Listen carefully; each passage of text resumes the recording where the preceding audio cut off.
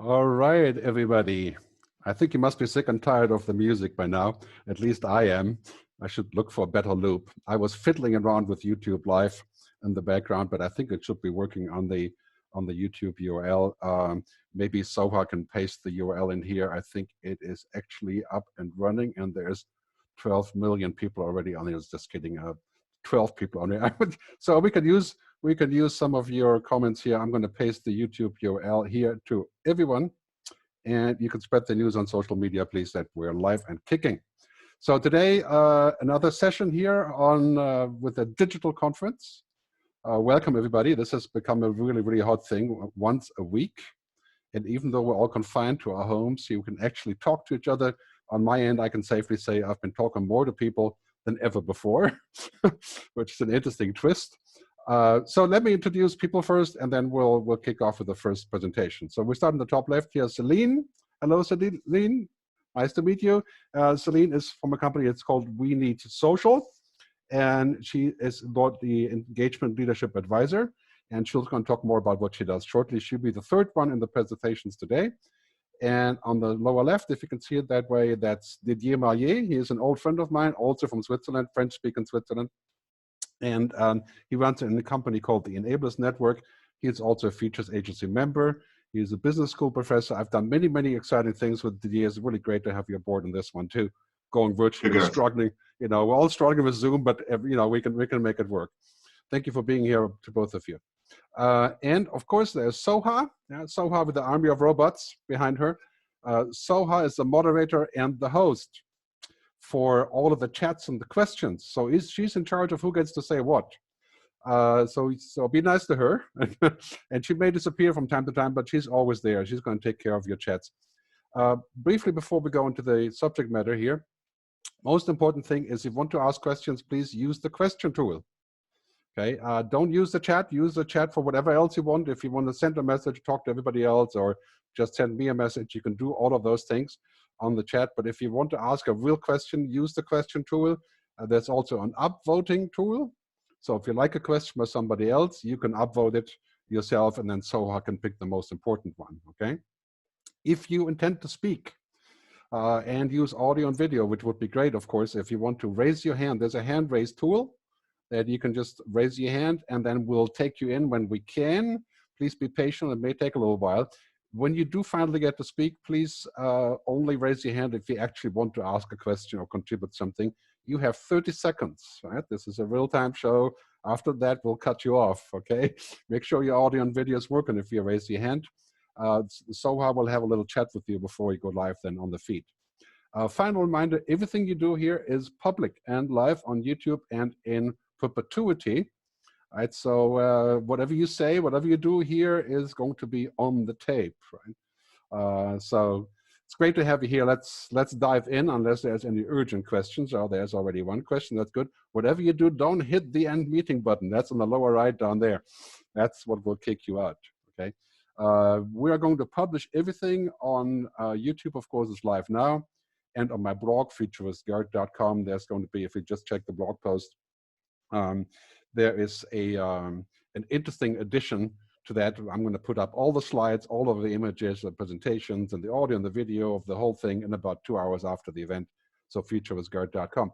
To get going, we're going to do a quick poll. Okay, the polling feature is very simple, and the first poll is this one.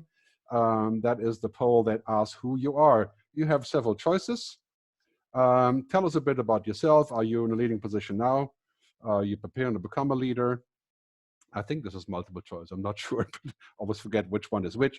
But I think you'll enjoy this poll, and we're going to publish it later just to see. I can share the results with you later. There's quite a few people here on the live feed. We have 180 people live at this time and are expecting more. So interesting. Yeah, we can't poll ourselves because, you know, we're panelists. We don't get to do those things. But it's coming in, so quite a few people, 50% are saying they're in the leading position right now, which is interesting, that's great. I work for a large company, 48%. Right? Self-employed, 24%.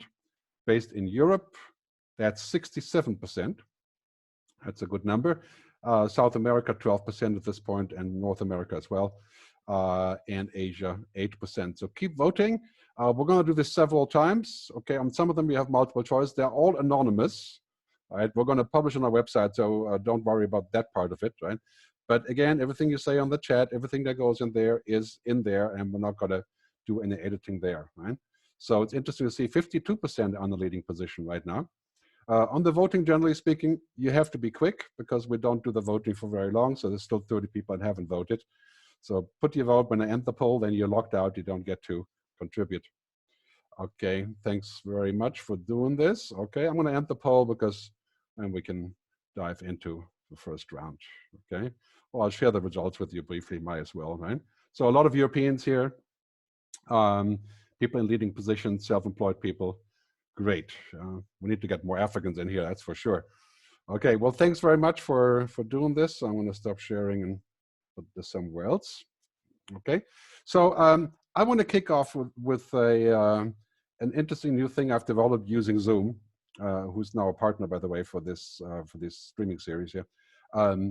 I'm using a new thing with the background. I'll show you shortly. Instead of using my usual fancy keynotes, I'm using a background thing. I do want to kick it off with a really interesting video I just found this morning. I think when we talk about leadership, United Nations General Secretary Antonio Guterres, he's going to give us a little greeting. I've invited him to go live with us, but just kidding. He was there before, but here he is. Let's see if we can get him live. There is an effective dysfunctionality in the way all this is happening.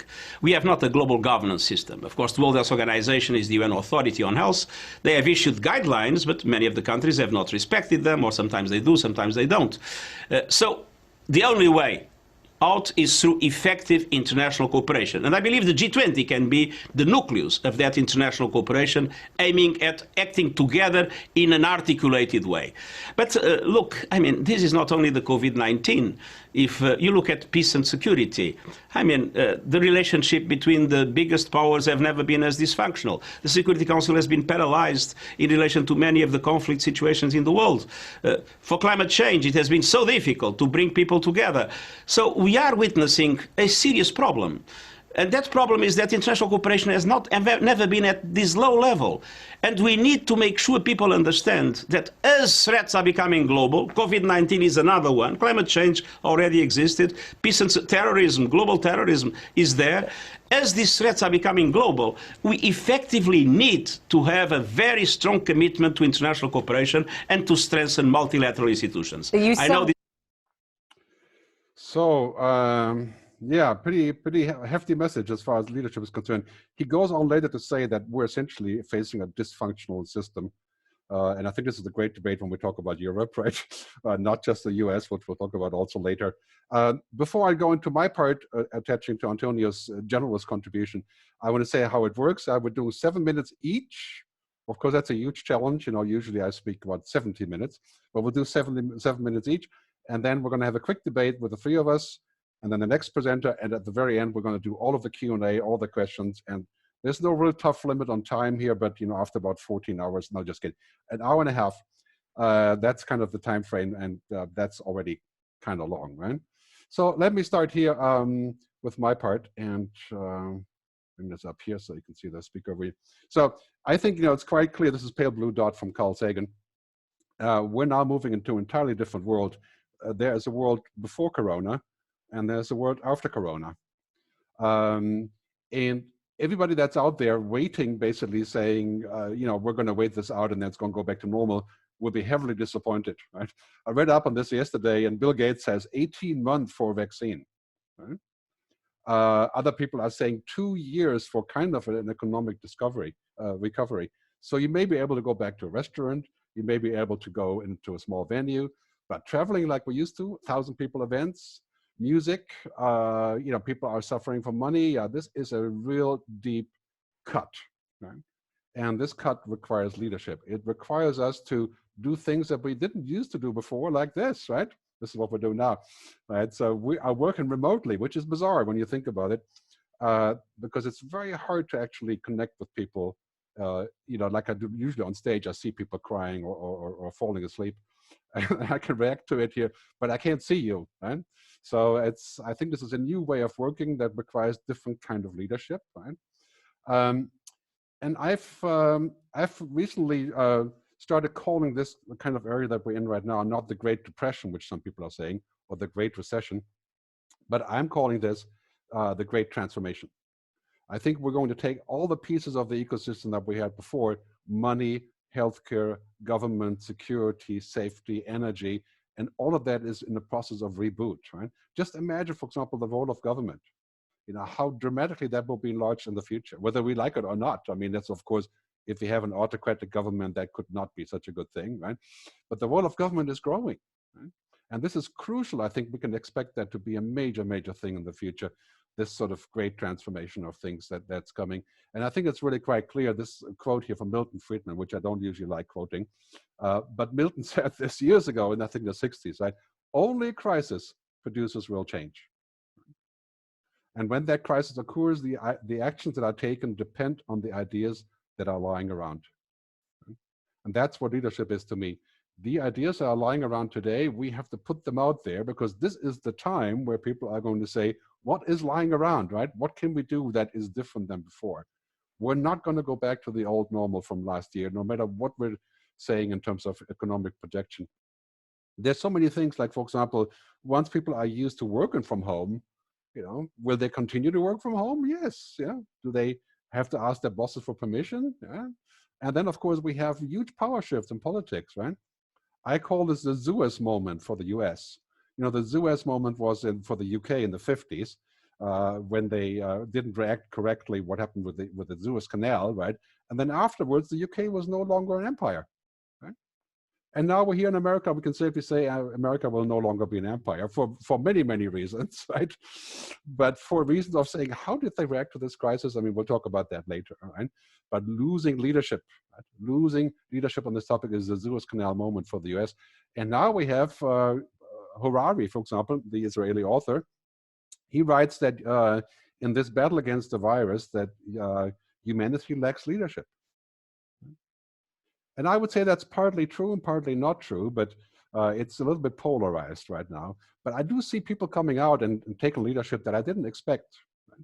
Right? And also positive things. Yeah, but generally speaking, that is a concern, especially for us here in Europe, right? This is the European map, just in case you didn't recognize it, right? So Europe, right?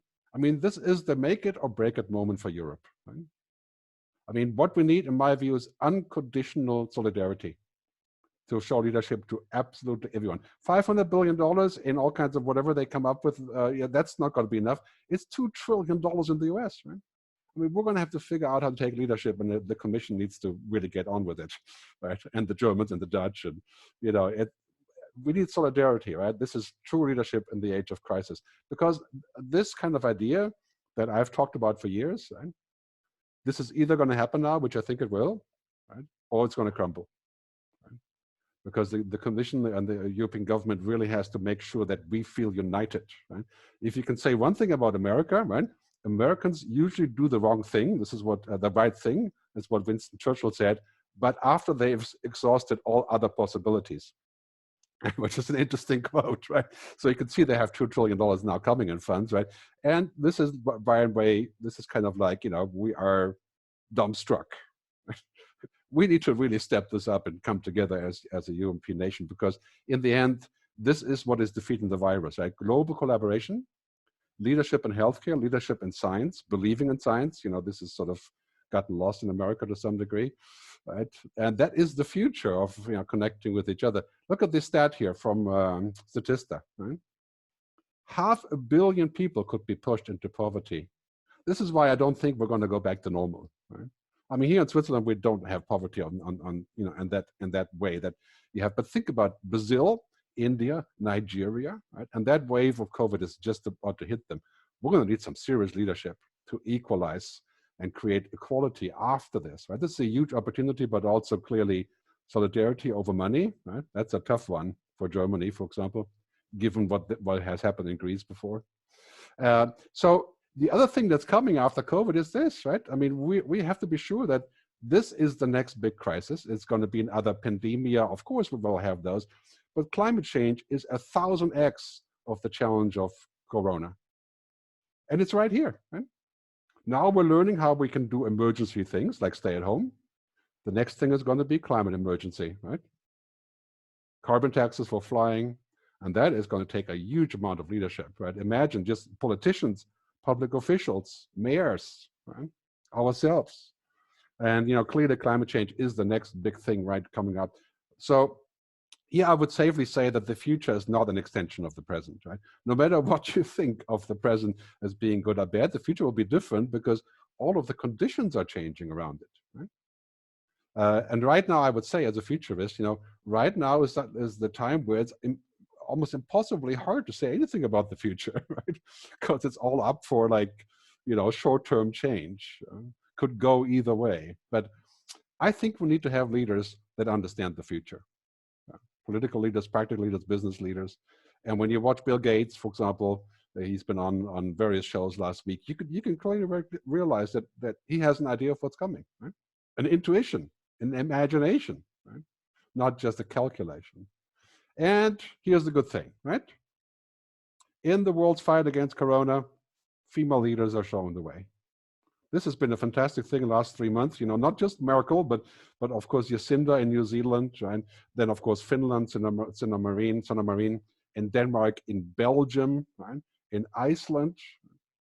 I think this is clearly showing, you know, the combination of EQ and IQ that men are sometimes missing, right? Women are coming in and taking over. I think this is the future, right?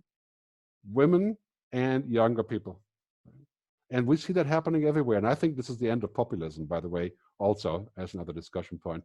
I'm going to wrap up by saying, you know, here in beautiful Switzerland, where I'm sitting right now, my view isn't quite like this, but the trust question is a big question, right?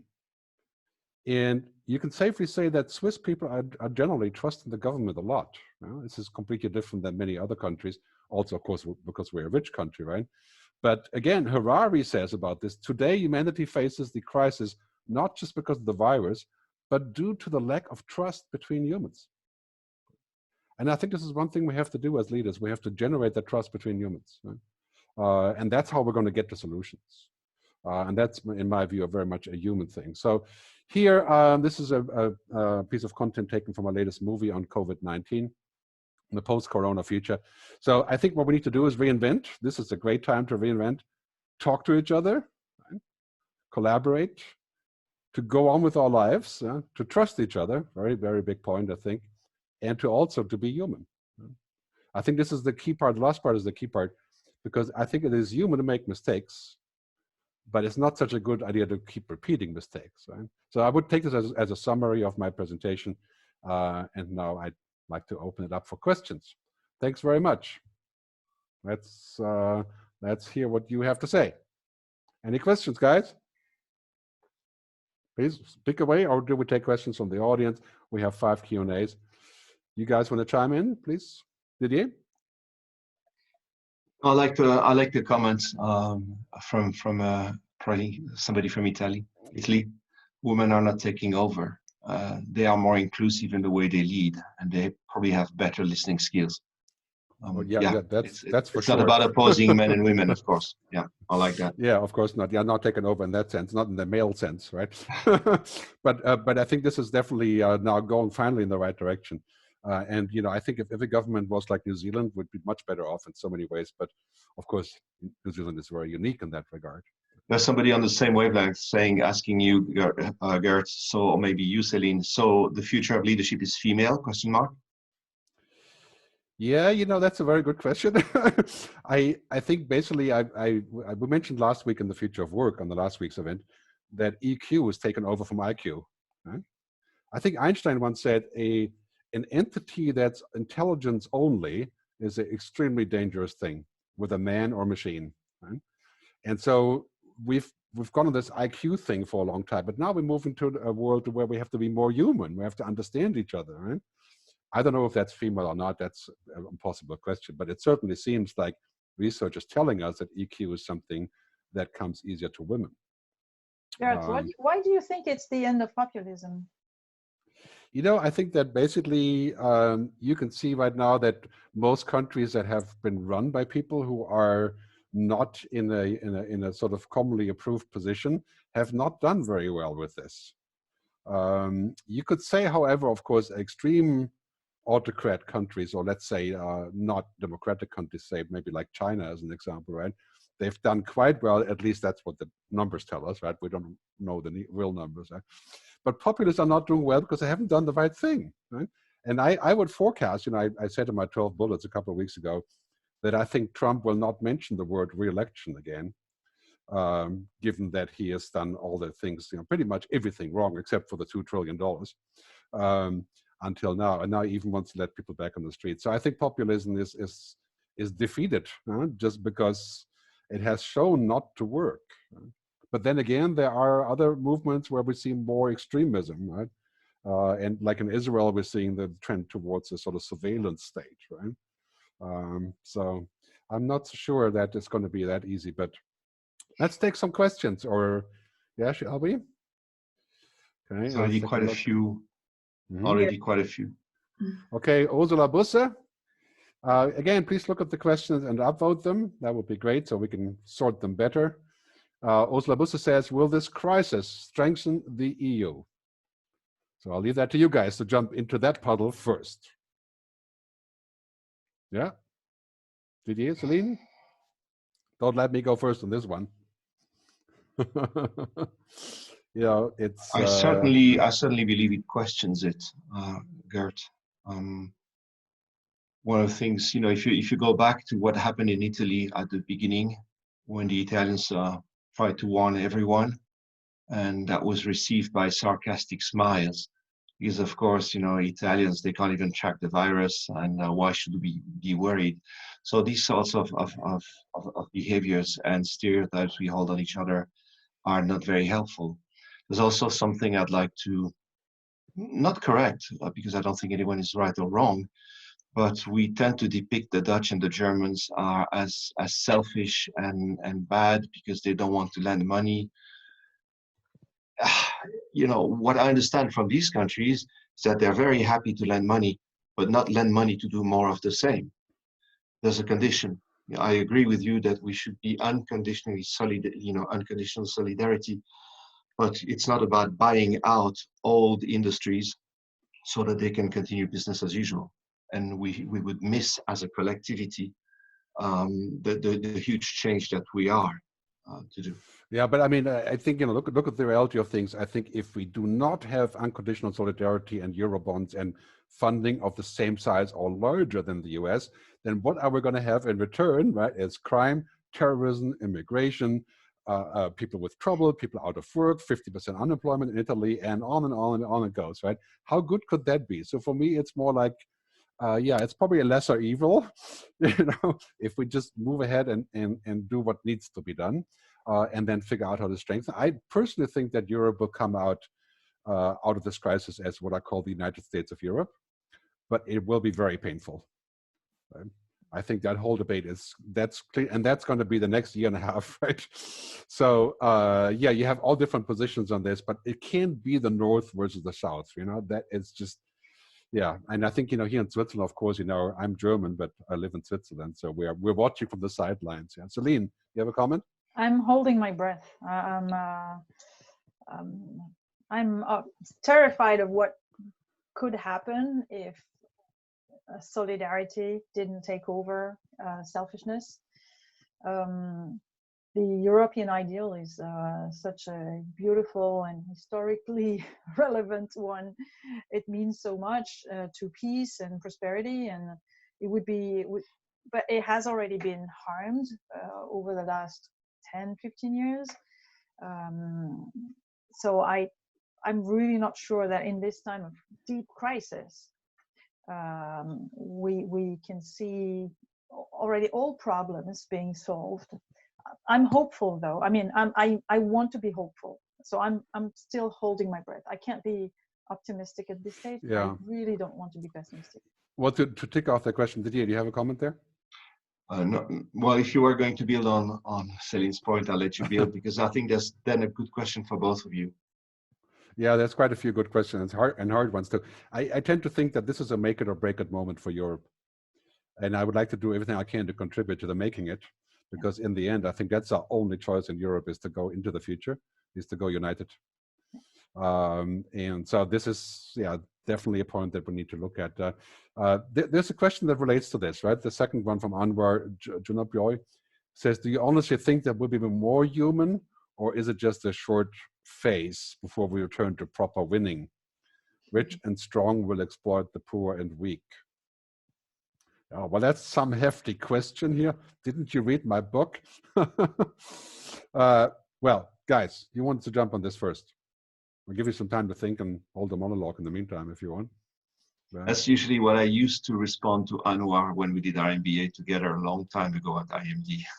So I can recognize the gentleman there. Thank you, and that's a very good question, Anwar. Yeah, well, I think what's happening right now is, first, I think we're finding out that it's important to be human, right? Talking to each other, seeing each other, connecting to each other. That's why we're doing these things for free, right? And this is why we're doing things that we haven't done before. I've never talked to as many people in my life in the last 6 weeks, right? And we're finding out how important it is to be human. And I think that's not going to go away. I think we're going to take that as a lesson, how important it is to do something that is not just profit and growth. We're also, I think, the coronavirus, as I said before, is only phase one of several waves of crises, right? The second one after Corona, of course, is climate change. And we're going to have to figure out how to get on the same page, or our kids will not enjoy the planet, right? And that's already coming pretty clear. The next one after that is artificial intelligence, singularity, all these things, right? So I'm convinced that by pressure of things going wrong, we can corral together. We've pretty much always done that, actually. Yeah? I mean, look what happened in Nagasaki, Hiroshima, right? I mean, one of the worst incidents in humanity. After the event, we said, we don't want everybody to have a bomb and then have 2,000 more bombs. Let's find a way to regulate. And we finally had the non-proliferation treaty, which nobody liked really because it was spoiling the business. Right? Nevertheless, it has worked. Right? Yeah. So yeah, I have hope there. Right? And I think the future is us and the choices we make. It's not some abstract, reality coming out of nowhere. It's each and every one of us. And who do we vote for? How do we consume? What do we decide? It's our choices. I suppose to some degree it depends on whether you think that humans are good or bad by nature. I always get back to that same question. And I believe in general, we will do the right thing after we exhausted the other options. But I generally think that we are capable of doing things that are good for all of us. That's my belief. But of course, it's a philosophical question that will take a lot longer to debate than pulling out the jar of whiskey behind us. So anyway, if you wish to talk, you can do so. Don't be shy, raise your hand, and then Soha will take you in. Hand-raising tool is somewhere in here. I think it's under more, or on the iPad on the top left. Just raise your hand if you want to speak, then we should be able to get you in here. Great, so we'll take the next question, and then we'll go on to Didier, right? So, good question number 7, Christophe Balisot. How do you build trust when sensible arguments are no longer heard?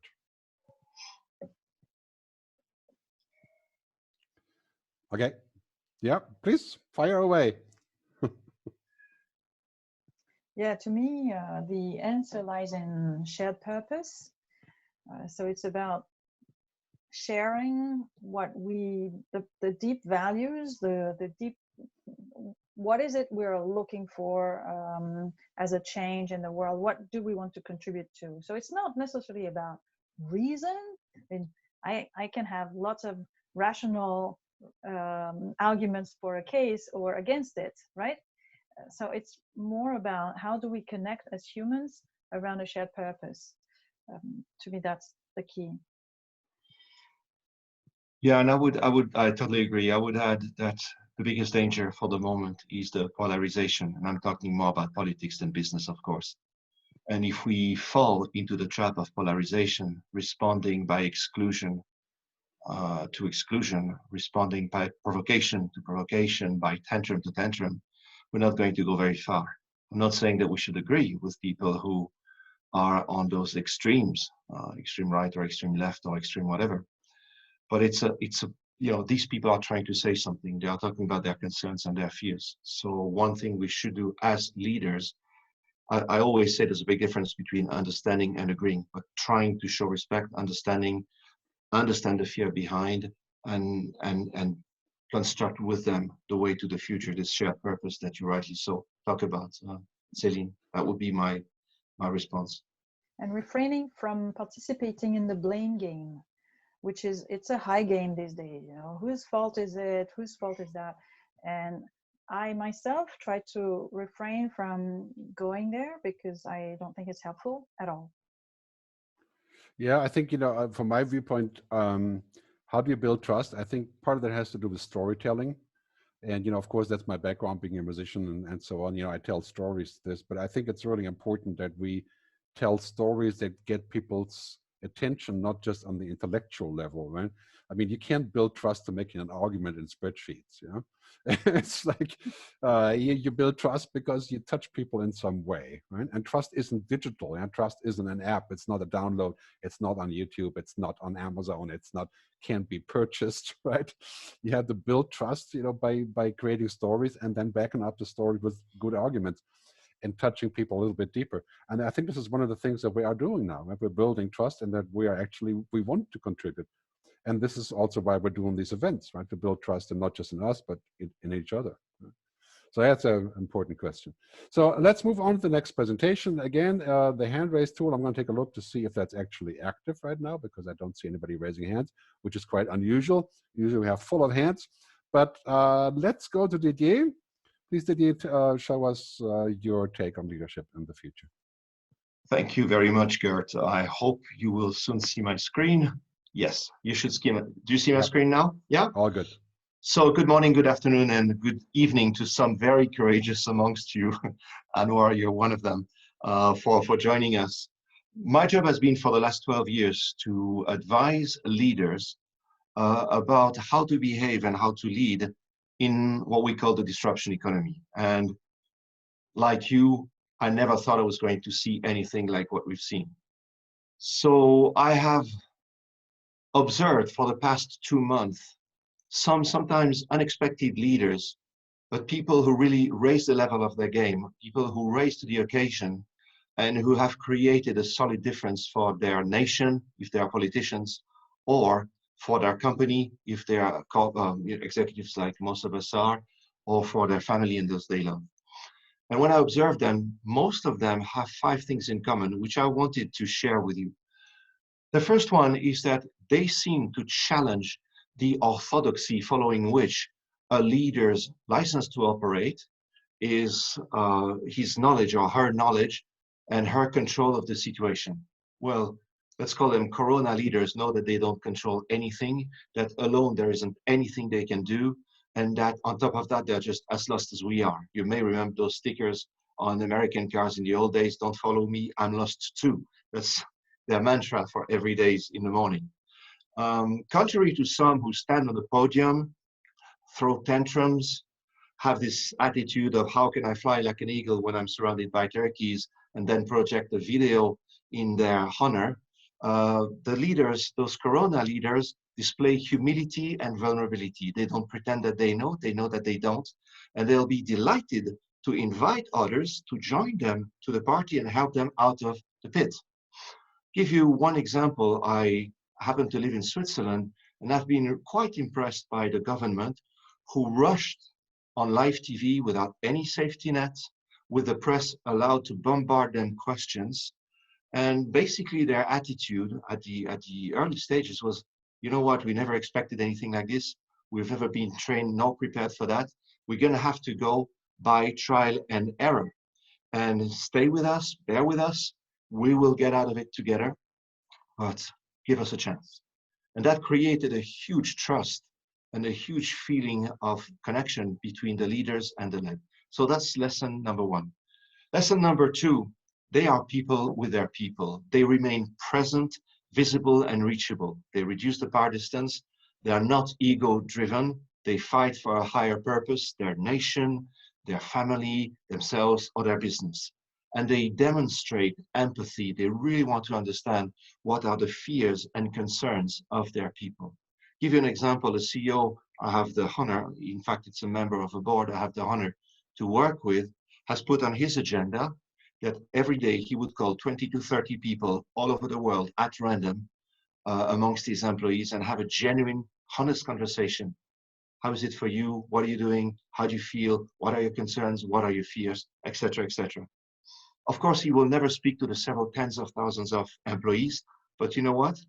The rumor has done its job. Everybody in the company knows that they might be called at any time, by the CEO to have a discussion about how they feel. So that's the second thing. They reduce the power distance and they're very present amongst their people. Point number one, because they understand what scares their people, their concern, they can address them. And when I'm saying address, it's not solve them. None of the leaders, political or business, will be able to solve the COVID problem by themselves, but they can address, they can allow conversations, dialogues to take place. And more important, they do take a very strong, passionate, personal commitment towards their people, on their people's concern. Let me talk to you about a company that the Brazilians know called iFood. It's a very fast growing company. I think it's the fastest growing company in Brazil. It's a bit like Uber Eats in the rest of the world with one big difference. They have solid humanistic values and those guys live by those values. The board went out recently and claimed nobody's going to be fired because of COVID. And more than that, they support their suppliers financially.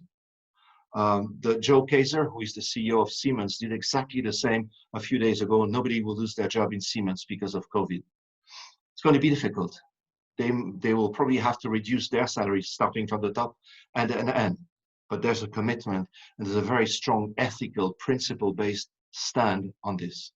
And as a consequence, those people tend to create a huge engagement from their people who feel that they are part of the family, they are part of a project, they are not just a bunch of hired guns. They are part of a family, but it also creates a huge goodwill from the public, from the customers, and from the suppliers.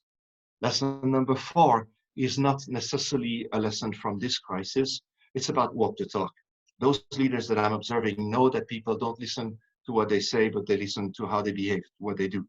They know that they are being scrutinized. As a consequence, they are not into a public relation exercise. They are not doing communication. They are the message. They believe into the message. They behave. Behavior is part of their personal brand. They behave the message.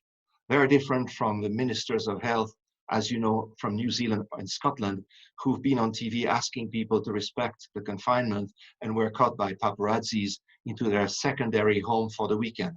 Different from this football player of the English squad who was on TV begging people to be reasonable and to think a little bit and respect the confinement, just to head up to pick up 2 prostitutes on the way home and invite his best friend. These people should be fired if it's not already done. They've completely lost and destroyed their reputation. And finally, I would like to go on the 5th one because I think it relates also to what you said, Gerd. It's about how do we, as leaders, but also as citizens, how do we look towards the end of the tunnel? Do we secretly hope for more business as usual, or will we have the courage, the intelligence, the vision, the guts to change the way we do economy? Because you know what? COVID was just a wavelet compared to the rest. Few examples, alimentary. What's going to happen when the farmers will come and tell us, you know what? No more supply of food. It's all rotten on the field. We couldn't harvest. Inequalities.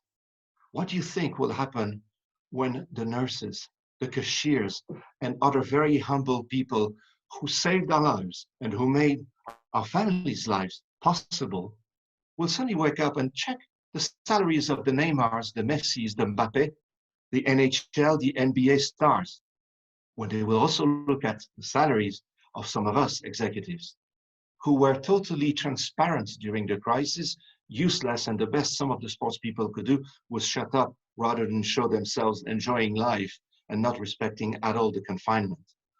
Do we seriously believe that we will continue to be able to have a united society with such differences? It's obscenity. Economics. We will invest trillions of euros and dollars into reshaping the industry. Now, will we throw more money at rundown industries and businesses, or will reinvent a new, sustainable and fairer economic environment? Take the airlines. Of course we need to travel, and I'm the first one. But will we just bail them out without condition? Or will we set them very clear rules, like in 5 years, none of your jets is flying and polluting at the same time? Ideological question, who is going to win the COVID war? China? When we realize that their scientists are prohibited to share their researches with the rest of the world until it's been approved by the censorship. United States, who's completely lost face by stealing, hijacking face masks paid by other countries. Who's going to win that war? And finally, as Gerd said, the environment. Will we display the same lethargy as before? The same lethargy that we have displayed towards the COVID? And it's interesting to see that the presidents and prime ministers who are climato-skeptics were also the most COVID skeptics before it started. And now we see how dearly a price their people pay. Or will we take it seriously, preempt the crisis, because that tsunami might be far worse, as Gerd was saying, than the COVID-19. This is roughly what I've seen. Let me quickly summarize. Those, I nicknamed them Corona leaders, lead even when they don't know. They reduce the power distance. They take a very strong stand based on their people's fears and concerns. They are their message, and they are prepared to reinvent the economy. Enough preaching. Thank you very much. All right. Thank you very much, Didier. You stop the share, please. Yeah. So, I mean, this is obviously a huge challenge. I take heart from something that we've observed in this current crisis. You know, we have, in a way, agreed on things that we would never agree upon in normal circumstances, like staying at home or not working or sharing our money or providing an act of solidarity and so on. And that has been very much a shaping force, I think. And now I think that we've seen that it's possible, right? And we've seen that, for example, in many countries, there is, in fact, a kind of universal basic income now, right? Because the government is footing the bill. It's a UBI of some way or the other, right? And now maybe in the future, we can come to a place where we can say, you know what, we have to do the same for climate change, which requires sacrifices. Like in my case, I did 350 flights in 2019. That would be a huge sacrifice, to pay. I mean, I do already do carbon offsetting, but to pay substantially for that, I think that's something that is insurmountable. And it's coming now, because now we found out that we can do it, right? We have to do it, and we can do it if there's enough reason, right? As I used to say, pain or love, that's the only way that humans change, pain or love, right? And the combination of those two. So, Céline, any comments on Didier's talk? You're going to share the slides with us later, right, Didier? Yeah. Yes, they will be shared. Soha has them, and we'll send them to all of you who've registered. Yeah. My comment is that all of what you're saying was already relevant in the past. Corona is just making it more, it exacerbates the qualities of good leadership. And good leadership starts also, again, with each and every one of us. What choices, who do we follow? Who do we try to mimic, replicate? Who inspires us? I think at the end of next year, we're going to sit here and we're going to say, these people turned out to be true leaders, like, Mandela type leaders or Gandhi type leaders, or, people who have taken us to a whole different place. And we're going to see them emerge in this crisis. And they may be some people that we haven't even thought about. And they may be people who are not even currently in government, right? I mean, they could be all over the place. I think this is one of the things that really makes me worried, that it would go the opposite, right? So clamming down. But then again, I see lots of good other things. We have a hand raise. So we're going to take Christophe Roger. Christophe, if you're ready to talk, please go ahead, fire up your video as well. And remember, you're live on YouTube. Hello, do you hear me? Yes, we do. Okay, because I am not at ease with Zoom, so it's okay. I will speak. So I think I will take the image of a sailing boat. I think a guy in a sailing boat, he knows where he wants to go, but he has not a drive motor to enforce it. So he has to build on the energy, the environment, the energy, the waves, the wind, etc., and try to make the best out of it. But then the reward is he will do it not spending all his energy on gas. And I think with the team, I think it's the same. The leader who can detect where there is energy momentum and build on it, reorient it a little bit in some cases towards the goal, they are really the long-term winners. And also is the same with environmental. The countries who can build on what they have available around them for whatever purpose, feeding the population, or even building some raw materials that with the one that are available. So that's why I come back to the picture. I like this sailing boat versus drive motor boat that is enforcing. I like this picture because you build on the momentum instead of trying to force. Great. Yeah, very good comment. I love that picture. I should make a slide out of that or some sort of animation. Thanks very much, Christophe, for joining in. Anybody want to respond? Yeah, Didier or Céline? Well, there was one of the comments on the flow of comments. Gerd, by the way, do we get also a copy of all these questions and comments from the people? Yes. Okay. There was one of the comments saying it's about adaptability. It's about the adaptable leader. And also when you were saying earlier, maybe the heroes of today, you know, from hero to zero, yeah, some of them will fail, some of them will disappoint, and some of them will continue to surprise us. And I like that metaphor very much. You know, it's more environmental friendly, and not because it's a sailing boat versus a gas boat. That would be a bit stupid, but it goes with, it doesn't force, it doesn't rape, it doesn't make a violence. It just goes with the flow. So I like the metaphor, yes. So another comment that also was very good. It's, somebody said it's not about leaders, it's about leadership. Yes.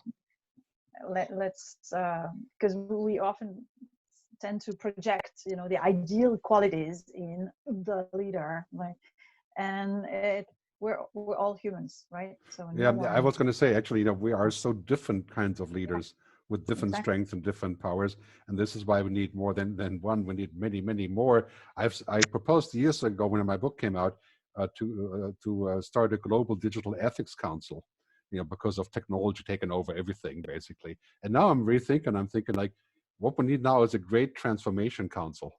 You know, it's people who are going to say, you know what, let's sit down and talk like the ancient Greek about what is possible now that we are rebooting, and not waste the moment. Like, you know, should we support the airplane industry? Absolutely. But should we make them go back to what they were before? I don't think so. You know, what kind of decisions do we make? Do we have the right leaders? Could there be emergent? Could we have more than one Greta? You know, could we have a council like this? I mean, I think these questions are popping up everywhere, and people are finally open. I mean, it's interesting. People are open to the debate of a global government even now. And many of them, of course, is polarizing, but ultimately we're seeing on these issues like COVID and also of course climate change, that either we're going to get to a global solution, like Guterres said, right?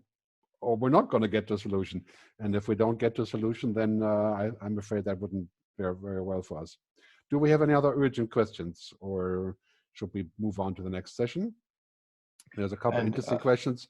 I agree here with Rua Mendez. You know, we should not talk about men or women. I totally agree. I just think it's really important to look at the history of all these discussions, which were so male-dominated in so many ways. And now we're moving to a place where we clearly are seeing the really interesting stuff happening in crisis right now is there. Yeah, please. So sorry, I'm interrupting you. No, jump in. There's just a technical glitch. Apparently, there are a few people who are sick and tired of seeing my face. They say I'm very handsome, but they would like to see the face of everybody. I completely agree with them. You guys are really courageous to put up with it. Well, let me put a black thing over you here, so cover you off, so you make up for all the FaceTime you got from people. Yeah, we have to switch back to the speaker view. I mean, it's obviously funny to see that. You know, while we're talking, we sometimes forget about technology, which is a good thing, I suppose, right? So let's answer one question, and then we go to Céline. Yes. So yes, let's see, where do we start with this? Yeah. So Ivo Knotnerus says it's already clear the EU is failing in the COVID crisis. There's no future in this of Europe in this form. You know, EU needs to reinvent itself and so on. Yeah, I totally understand your message. I read Yanis Varoufakis' post last week on this whole issue about the Eurobonds and stuff. I don't usually sympathize with many things he says, but clearly this is now hitting home. But I would forecast in the next 2 weeks, the EU is going to make a pivot on this. Right? Also, because they're seeing, you know, again, what's happening in America, they do absolutely nothing, and Trump denies everything, and then he pulls out $2 trillion. You know, and what we have in Europe is exactly the opposite. We did everything right, like in Germany, Switzerland, Scandinavian countries. You know, we flattened the curve, but now we're not pouring out the money. And I think we're going to see the EU flip around. That's my hope. And you know, let's see if that comes true. Maybe we'll send them a quick email on this topic. All right then. So Céline, please take it away. Is there one question from Steph coming? I think Soha is having somebody, yeah. Who? Soha is. Oh yeah, there's a hand raised. Yeah, do you want to take it? Steph Verbracken. Okay, please fire away, Steph. If you are allowed to talk, you show video. That's good. Keep it short, please, and to the point. Yeah, sure. I was wondering whether you have a vision on how democracies might evolve, knowing that now, you know, we go to voting polls every 4 or 5 years, and well, with the time now at hand that this crisis will probably take, and the years it will take to, you know, overcome this economic crisis. How do you see democracies evolving? Because I think in a 4 to 5 year span, not much can be done. If ever, you know, parties change, visions change every 4 or 5 years, it's going to be impossible to have a clear leadership towards a certain goal, in my perspective. Mm-hmm. Anyone? But you know, my view on this is that I envision some sort of a digital democracy. In many ways, what we have here in Switzerland, we're voting on everything. Every 3 months, we get a big pack. You know, if we could have that on big issues, but digitally, so we can interact and discuss, and you know, I think that would be a very big piece of progress. Also, of course, different regulation on funding campaigns and those kind of things. Clearly, I think there's so many things that we could improve as far as democracy is concerned, but currently I kind of feel like we're getting a jump start on the discussion of what it could be in the future based on a common understanding of what we want. This is one of the key issues, I think, when you talk about government. The key question is really, what do we want? You know? Not what can we have, but what do we want to be? And that answer, you know, I don't have the presentation ready, but I showed last week in my talk, I showed the American flag with, you know, money is the most important thing in the US economy. So it's sort of basically corporate capitalism, right? And Europe, it's primarily about humans. So that's a kind of social capitalism, right? And then we go east, and then it's China is the state capitalism, right? And ultimately, I think this is the question about what we want and how do we most importantly get there. I think, again, democracy is under a big test right now. And this is why it's good that we're talking about this and we're doing these things to ask those questions. Céline. All right. Yes, thank you. We have 2 more hand raises, but we'll go back to that again later. So let's go to Céline. Okay. Can you see my screen? Yep. Wonderful. So I'm very glad and honored to be here. Thanks, Gerd and Didier. I am locked down in Lyon, France, with my family and trying to make the most of this experience. I'm an advisor in engagement leadership, building on a long experience in organizations around the world. And before I say anything, I'd like to express my sympathy to those most affected by COVID. You know, the patients and their families and workers on the front line and people who've lost their jobs and to leaders in organizations. I feel this is probably the most complicated time ever. So I hope my experience with engagement and leadership and change communities can help. Right. So one thing I'd like to stress right away is that switching to remote digital work, like most of us have done over the last few weeks, is only a part of the transformation work. More is needed to reinvent interactions at work, control, innovation, and leadership, right? And for this, impactful digital communities are essential. And for a long time, there has been a misleading narrative around leadership or even around change. And this misleading narrative cultivates the idea of a visionary, decisive, followership generating lone agent, standing above others through his or her personal character traits. Most often he is that, by the way. And many of us understand the fallacy behind this great man theory. And yet, as societies, we often fall for this leadership stereotype. In fact, in the complex adaptive systems we live in, characterized by entanglement, and that's a reference here to Dave Snowden, in the living systems we are part of as workers, as citizens, and that's a reference here to Fritjof Capra, no person or leader alone can solve problems beyond a minimal level of complicatedness. You can do anything, but you can't do everything. That's it. We work, as said by our regretted Esko Kilpi, is increasingly understood as interaction rather than job or organizational activity. And even leadership is contextual and relational. We are all parts of multiple networks. And through John Husband's seminal hierarchy concept, or its application in frameworks such as John Cotter's dual operating model, or through self-management experiments, practice and thought leadership around networks has greatly, in the last 20 years, has greatly changed or evolved the way we think about organizations and leadership. And at the same time, technology revolutions have enabled a greater interconnection of the world, as we all know. Networks shape the way we think, we vote, we consume, we behave. And leadership takes place in this context, right?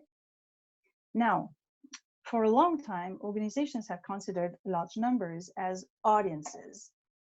And the flow of communication was mostly unidirectional, from leaders to employees, from companies to consumers, from elected leaders to citizens, from top to bottom, right? An audience is a passive target that must be entertained or convinced.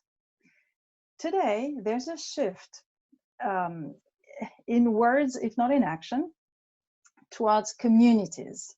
It's a shift from passive to active, from audiences to co-creators, all right? And the modern leaders actually pull communities together, not around them though. They are catalysts for connection, for new points of coherence, for new points of new meaning, right? It's leadership by convening. And throughout the work I've been involved in over the last 10 years, I have seen in the most successful communities the following key patterns at play.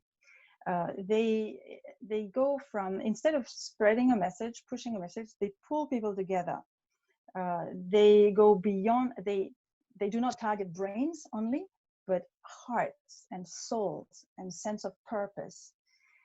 They go beyond messaging and create a space for action. They truly consider people as co-creators, as active participants. They do not segment, but bridge and connect.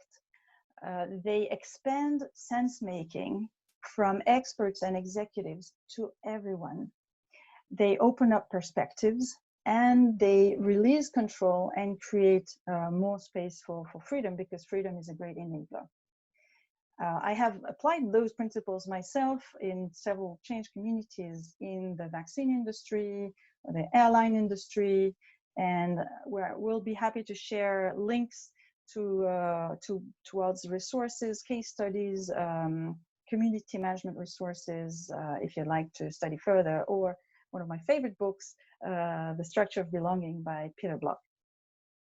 Now, what does COVID change to this?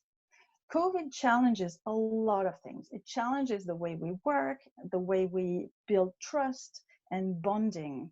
And in this context, strong, impactful communities are even more necessary than before. So everything I just said remains much needed and necessary and valid. But what else can we do? I'm thinking of three simple things. The first thing is systemic leadership. Adapt your practice to the principles of complex systems. I just wrote a post about that, so we'll be happy to share the link as well. It speaks about distributing cognition, about disintermediation, that kind of things. Really study how complex systems work and make sure that you do not go against those some of those principles by too much rigidity or that kind of things, right? The second is digital diversity. Leverage a broader range of digital tools. Going digital is not just about doing Zoom calls. It is time to use asynchronous channels, enterprise social networks, wikis, etc. for all they can do. That is a lot. Use this opportunity today to reinvent conversations, to reinvent how you interact and do business together. And third, pay attention to the quality of your presence. It is not about being there or cheerleading anymore. It is about injecting a lot of life and a lot of energy in a system that is being cut off by physical distancing. So the way you show up as a contributor to the community matters more than ever. Now, I'd love to hear from you. What will you do, or what do you do now to keep your community alive, to make it even more impactful now? How do you inject life there? How do you dance with complexity, right? Great, great. Thanks very much, Céline.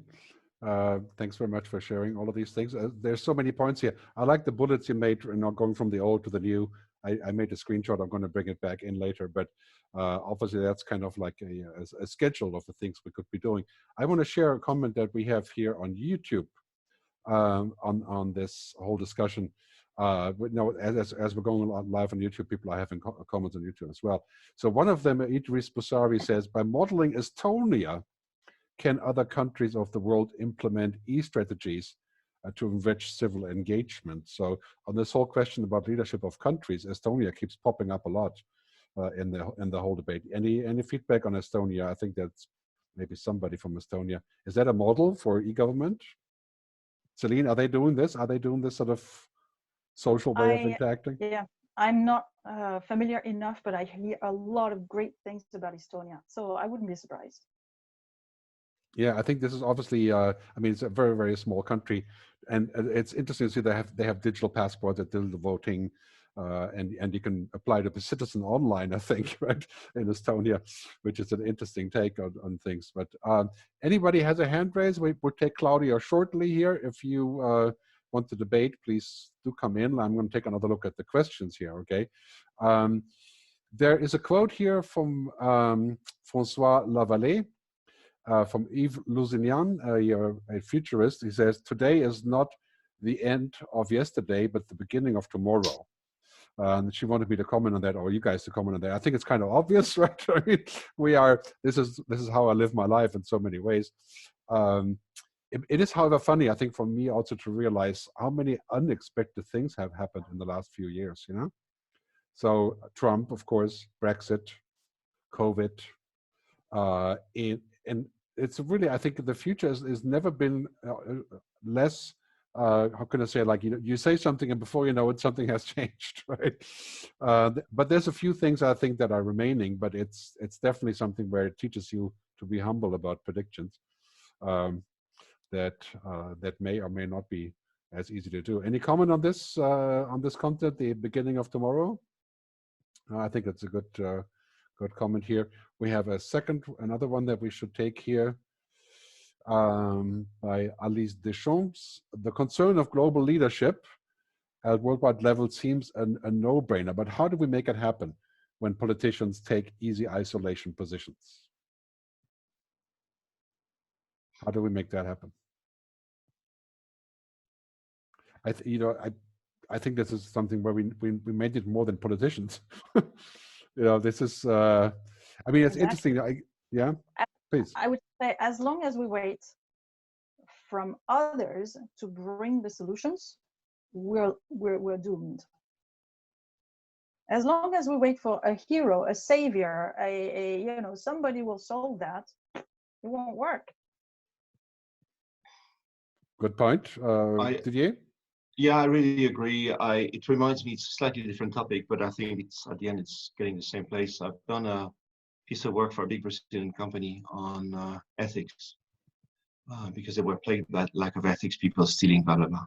And the short study I had done showed that taking Europe as the point of reference, a bit egocentrically, countries that had gone over the crisis of 2008, 2009, and were back to decent numbers, were also countries where there was a very high civical sense, and countries that were still struggling with the crisis and still in the reds with their budget were a country where noticeably corruption levels were higher. And when you study that in discussion with the people, it has a lot to do with education and with exemplarity. So going back to respond to that question, totally agree with Céline. We can't expect others to do it for us. We have to do it. We have to do our job, not only as leaders, but as citizens, and educate people around us, role model, and that's going to be the only way, and the sole way I can see. And once again, I remind you, not fall into the trap of polarization, because then we're stuck. Great. We have a talking request here. Claudia, are you there? Are you ready to roll? Hello. Okay. Hi. Good afternoon, everybody. Thank you very much for this very informative webinar. And Céline, thank you so much for your very profound analysis. I've known you for a long time, and it's really a pleasure to follow you in your curve and your evolution. I really, really appreciate it. I wanted to just comment and ask you a question on your second point on the digital diversity, which is so relevant. I mean, we have all seen to a different degree, from one week to the next, we were all thrown and propelled into all these new tools. Some companies were already, digitally developed. Others, they were struggling and they had to set things up.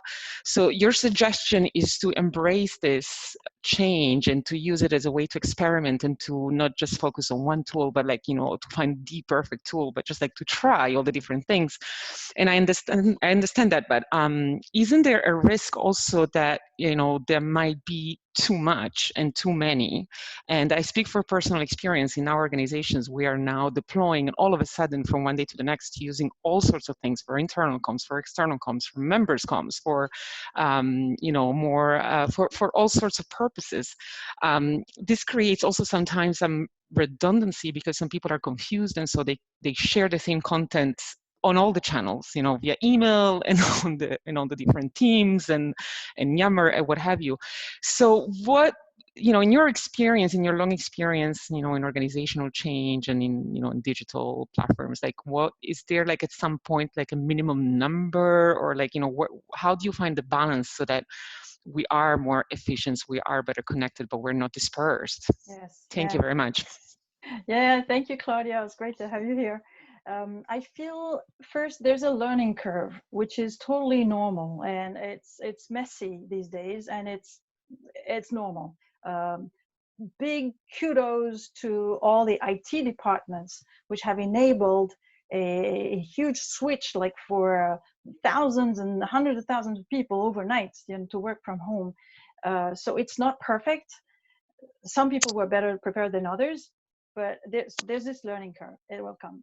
Now, if a company has a strong enough purpose and vision, equipped enough people to deal with those tools, I think it can be fine.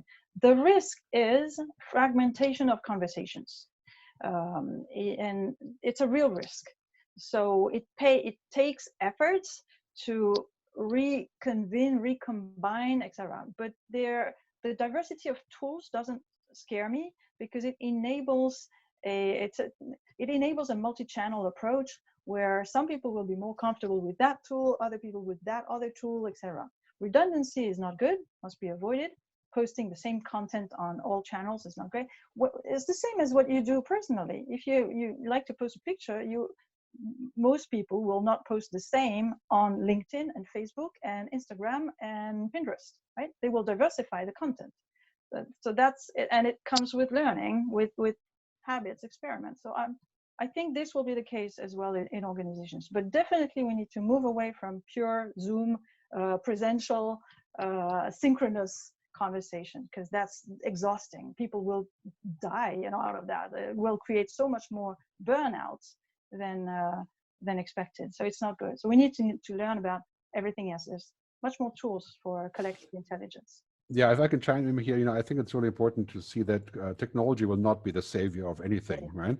I mean, it's so funny. The last 7 years, I get thousands of calls speaking about digital transformation and all that stuff, right? But in the end, these are just tools, right? And I can use a hammer to build a house, or I can go kill the neighbor. These are just tools. So technology is not going to save us from the things that are wrong. The big thing is about culture. I think Peter Drucker once said, culture eats strategy for breakfast, in which case I would say culture eats technology for breakfast. This is all about culture, how we interact, and every company is different. I used to be a musician and I played many bands, and every band is like a little country, a little company. Everybody's completely different, and then you go this band, and there's a completely different pecking order, and people are improvising, not improvising. And this is what I think about technology. Some companies are fine with using many different things at the same time. It's just the flow is there, right? And other companies can't even get one thing to work, right? So it's all about the flow. And this is also going to our earlier point about different kinds of leaders. There are some leaders that are more chaotic and more inspirational and not as practical. And then, Salesforce has 2 CEOs, right? Why do they have 2 CEOs? Because Mark is a certain kind of person. Yeah, and he realizes he's not the other kind of person. So they have 2 CEOs, right? They have 2 leaders, right? And I think it's something that we need to think about the future of work and how we collaborate. I want to do a poll, and then there's a few more hand raised here. Rod Cartwright will take you next, so please do get ready. We'll do the poll first, and then we'll go to Rod. Okay, so get ready with your video and whatever you got cooking there. So this poll is about leadership during the crisis. How do you feel about current leaders? You have multiple choices here. There's 10 questions.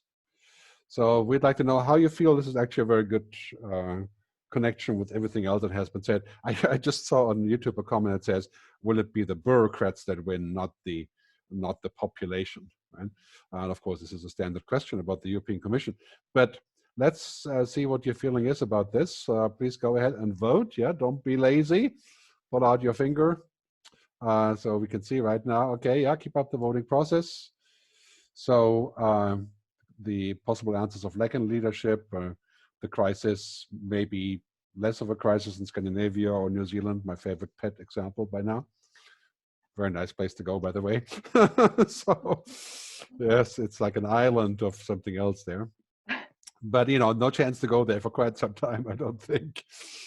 So keep voting, please, and I will close that.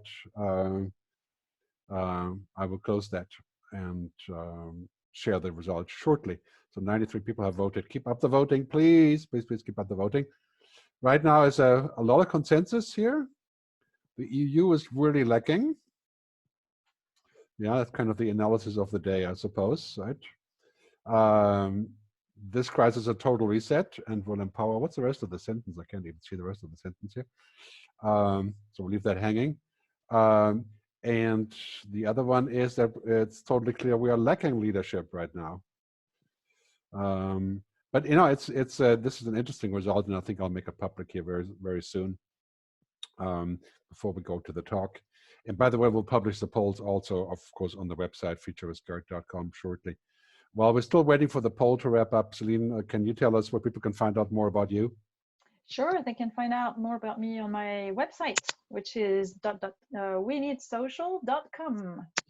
Okay, and Yeah. Didier? And there's a French version, by the way, weneedsocial.fr. Oh, okay. People can find me on my website. It's either Didier, how do you call it? Middle bar, Marlier, MARLIER.com, or our company's website, Enablers, with an E and not with an U, enablersnetwork.com. And otherwise, as some of you already know, be very, very careful. There's another man running around with the same face as mine, but he's not me.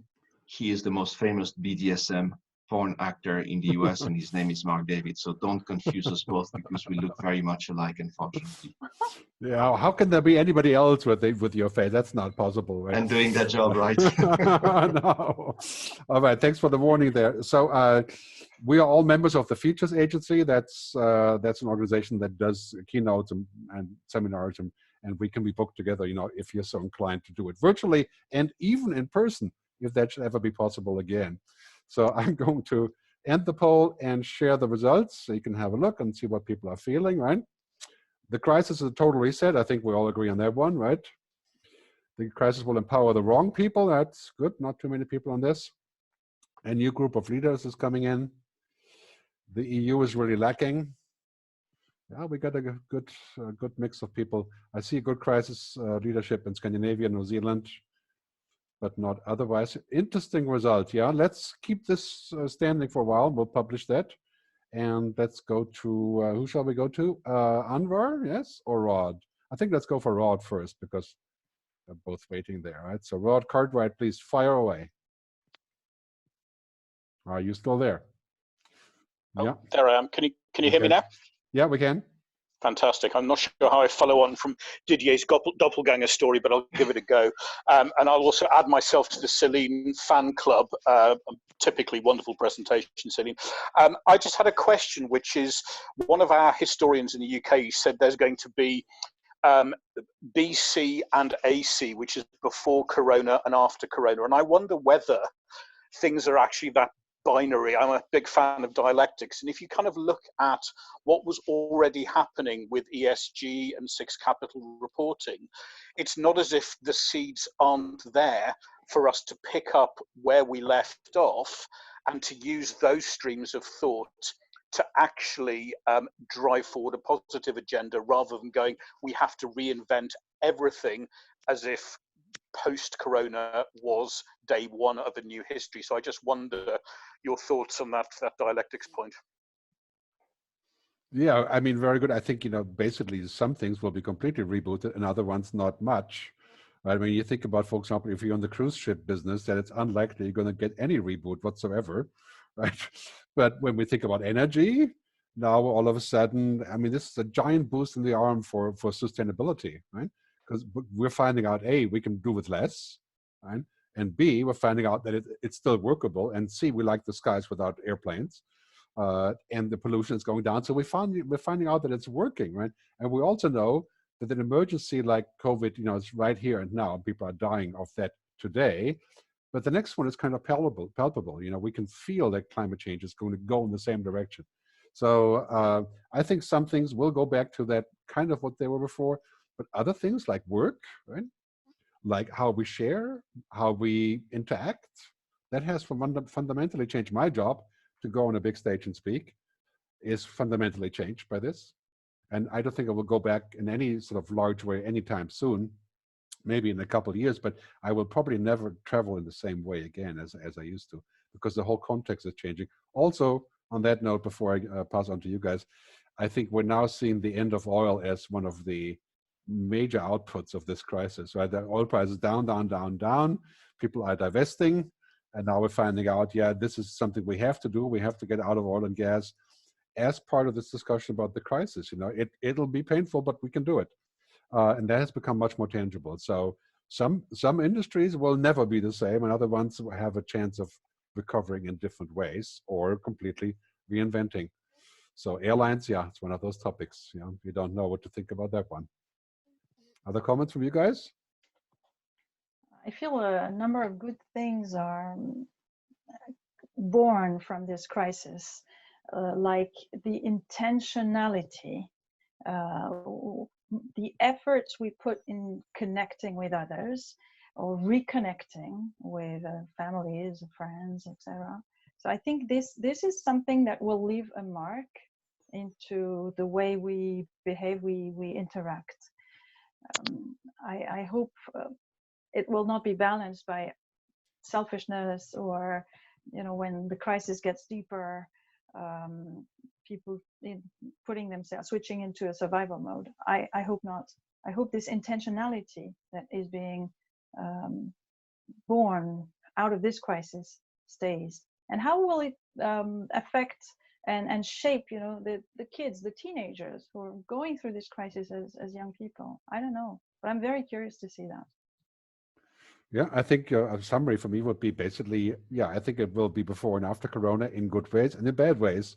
But I do see it as a major sort of reboot of thinking. And also, as Céline was saying, I think we're now finding out there's certain things that are really important to us, and they've come back into focus. And we're not going to just forget about it. Yeah, I think that is my hope, that we have a driver there. Let's take another question from Anwar. If you're there, Anwar, please fire away. And then we go back to the questions as well, and then we're going to wrap up in about 8 minutes. Anwar. So my question really relates to the leadership issue, right? So we've talked about how there is a lack of leadership on the political side, and then we've talked about how there's a lot of leadership available on the corporate side, on the NGOs, etc. I don't see, and my question to you is, really, how are you going to see a change if we don't change political systems? Because you've got incompetence in politics and you've got competence in corporate. Obviously, politicians are incompetent because they have never run anything. And anybody who's a politician only hires people who love him. And then he takes over a job where 50% of the people want to get rid of him. And he's never had that experience. How do you manage people? They don't have the ability. So how is political change going to happen? Because I don't see any change happening positive from COVID unless we see a political change and we bring competence into politics. I'd like to say there's a lot of incompetence in the corporate world too. Yeah, I can attest to that one. That's not unique. Yeah, Didier. Yeah, thank you, Anwar. It's nice to hear you. It's been such a long time. I also think, I don't disagree with everything you said. I also agree with Céline that incompetence is also widely shared in other places, in professional sports, in corporate businesses. I also believe it's a matter of where we are. Gerd has named some of them. I've seen really, really competent people in the public sector. Giving you an example, and somebody here is going to say Switzerland again. I'm sorry, that's where I live, although I'm Belgian, Brazilian, everything you want. In Switzerland, for example, the government decided to lend several billions to the businesses that were just about to die from one day to the other. But rather than keep that in the hands of the administration, which would have made a chaos of it, can you imagine suddenly thousands of businesses asking the public sector, the administration, for a loan of money to read their financial statements, etc., would have been a mess. What did they do? They said, no, your banks know you, we'll support the banks, go and ask your bank. Your banker will lend you the money if he thinks you're worth it, and he will not if he doesn't think you're not worth it. So I'm just giving you that example, saying, well, it's not everywhere the same. And I think there is hope. In New Zealand, I heard now in Estonia, in Belgium, in Switzerland, in Korea, in Taiwan, in many other places. There is hope, even in the political world. In all the emails, the blogs I write, which are on the stone, that what you've just heard, I'm always impressed that there's an increasing number of people agreeing and willing and wishing to do something about the future. And I think we're going back to the same point, hence let's not wait that the politicians change something. Let's make the change ourselves. And I know it's an easy way out, but I don't have a better way. We have a good comment here from Willie Schroll saying that, you know, we have to be careful of wishful thinking. Clearly, I mean, of course, this is the disease of my job. It's that, you know, we want a desirable future, so then we wish to create it, and that becomes wishful thinking sometimes. But I think that if we go a little bit into the future and we're seeing the most likely things to happen from this crisis or in general, you know, then we can go back and build the future that we want. You know? As Céline was saying earlier, the future doesn't just drop down on us. You know, it's not something that is done somewhere in space. You know, it's something that we make every day. We want different politicians, and we have to stop voting for the other ones. We have to pull their plugs, and we have to get active on saying, no, I always say that every politician should have a driver's license for the future. Every politician should pass a future test. You know, how many people could pass that, whether it's their fault or not? I think, you know, Larry Lessig in the US suggested a way of funding politicians from public funds, so we stop corruption. Yeah. I mean, all these things are yeah, and why do we have Bolsonaro and people like this who are obviously not looking in the right direction, not pretty much anywhere, right? I mean, there is something that gets them into the flow of things, you know, and that's something that we can work on. You know, and this is why we have some countries where it's worse and other countries where it's better. But generally speaking, I do see a positive trend. Look at the list of politicians I showed earlier. Yeah, and I also believe we can also run for election. If we want better politicians, then let's get our hands dirty. But also there are other areas for political action. And change in the corporate world, for example, is a deeply political kind of work. Or change in your local community, or etc. You know, so there's not just one space, which is the national election space for political action. Everything is political. We have one more hand raise. We'll do that, and then we'll do a final poll. Please don't go away. Stay tuned. We're not going to have commercials, but it kind of sounds like it. So Katie Atienza, are you there? You can pipe in and do video as well if you're still there. Katie? Yes, I'm here. Okay, good. Please ask your question. I'm sorry. I think I made a mistake. Donc, I didn't want to take it. So sorry for that. Okay, don't worry about it.